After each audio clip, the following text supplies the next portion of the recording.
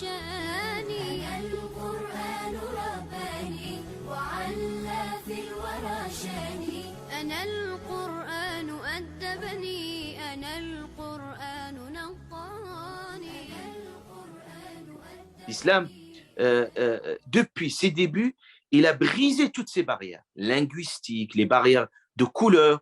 Sur ça, on avait le premier mot adzin, on le met à noir, et c'était un esclave pour envoyer un message fort que l'islam, il est venu mettre tous les gens au même pied d'égalité. C'est-à-dire, on ne doit pas regarder sa couleur de peau, on ne doit pas regarder son sexe, on ne doit pas regarder sa richesse, sa notoriété, sa réputation. Tout cela n'a plus de sens. C'est pour ça qu'Allah Ta'ala va insister. Dans ce verset, il dit « Inna akramakum » le plus digne d'entre vous, « Indallah » auprès de Dieu. Et Allah insiste. Il dit « auprès de Dieu » parce que les gens ont d'autres critères d'évaluation, ont d'autres critères de distinction entre les gens. Parfois, c'est des critères arbitraires qui sont construits culturellement. Donc, parfois, dans la même société, on voit qu'il y a des stratifications sociales en fonction de certains critères qui sont complètement arbitraires et qui changent en fonction des contextes culturels. Mais cela n'a plus de sens. C'est-à-dire, si, par exemple, aux yeux des gens, celui qui a de l'argent qui compte, auprès de Dieu, ce n'est pas ça. Ça n'a pas de valeur. Pour certaines sociétés, si quelqu'un il a une autre couleur, on le regarde avec beaucoup de méfiance, ou quelqu'un il a une autre culture. Donc, c'est des critères qui sont construits. Ou celui qui travaille pas, un chômeur, etc., on le regarde. Il y a des formes de stigmatisation dans certaines formes de société qui fait que certains individus qui sont mis à la marge, qui ne sont pas considérés comme il se doit.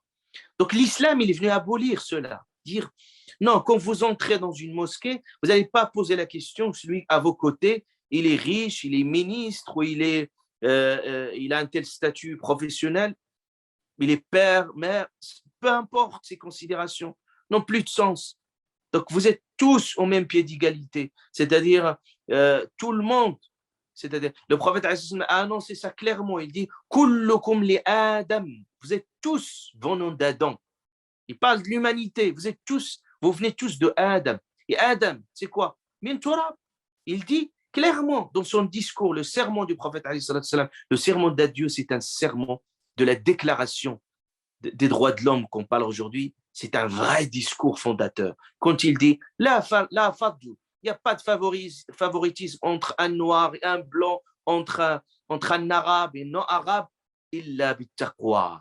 C'est-à-dire que par cette piété, cette attitude vis-à-vis de Dieu. Ce qui compte, trouver, c'est attitude vis-à-vis de Dieu. Donc, on ne doit pas, c'est comme ici, le Coran qui dit, si vous avez la même origine commune, regarde le discours coranique, il dit, si vous avez la même origine, c'est-à-dire, vous êtes au même pied d'égalité.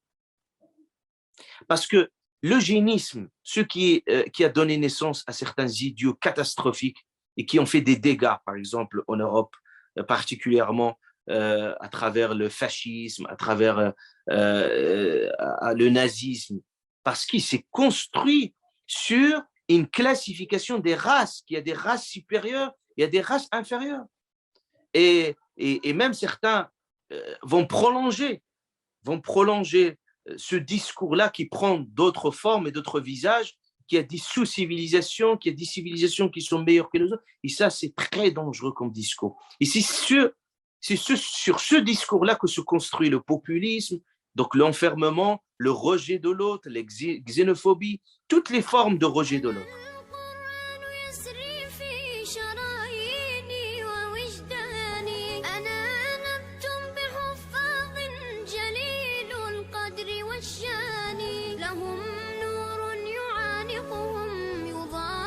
شمس أزماني